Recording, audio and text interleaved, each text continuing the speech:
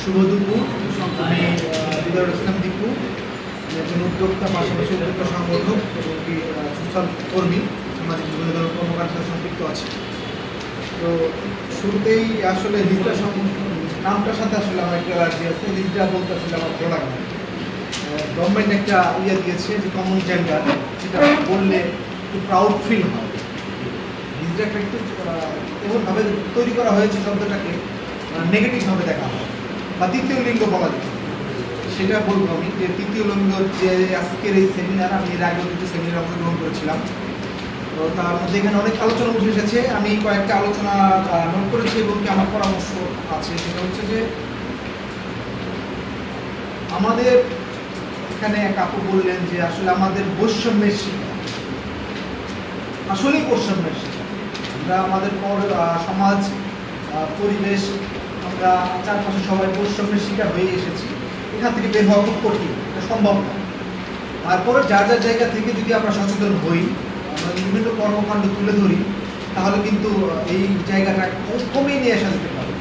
আমি হয়তো বলবো সেটা হচ্ছে যে এই যে আপনারা আজকে গোল টেবিল সেমিনার আয়োজন করেছেন, এখানে কয়জন মানুষ আছে? 20 জন, 30 জন, 30 জন মানুষ আছে। 30 জনের মধ্যে যদি আপনি সীমাবদ্ধ রাখেন, তাহলে এটা কখনোই পরিবর্তন করা সম্ভব না। আমাদের গভর্নমেন্টে বিভিন্ন প্রচার প্রচারণা হয়, বিভিন্ন ক্যাম্পেইন হয়। এই যে একটা শ্রেণী, এই শ্রেণী নিয়ে কোনো প্রচার প্রচারণা আছে? কোনো ডিজিটাল প্রচার প্রচারণা আছে? কোনো অফলাইন প্রচার প্রচারণা আছে? মানে এক গভর্নমেন্ট যায় আর এক গভর্নমেন্ট আসে, তাদের পূর্বপুরুষরা কি করে গেছে, তাদের এই গুণগানে পৃথিবীতে চলে। কিন্তু নির্দিষ্ট কোনো সমাজকে নিয়ে যে তারা একটা তুলে ধরবে, এই যে বাংলাদেশে 12,000 না, আমি ধরতে গেলে বলবো যে 2-3 লাখ সম্প্রদায়, তৃতীয় লিঙ্গি সম্প্রদায়ের মানুষ রয়েছে। তাদের জন্য তারা তো এই ইয়েতে সমাজের মানুষ, তাদের তো অধিকার আছে ভালোভাবে বেঁচে থাকা। তো তাদের জন্য কেন বাজেট নেয়?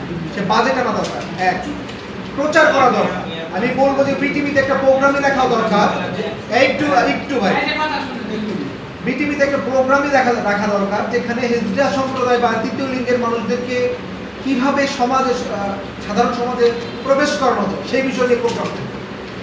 তারা দাঁড়িয়ে ভাবত আমরা যদি বিটিভিতে যেতে পারছি না, আমি এই প্রতিষ্ঠানটাকে বলছি যে আপনারা ডিজিটাল প্ল্যাটফর্মে কিছু করার চেষ্টা করেন।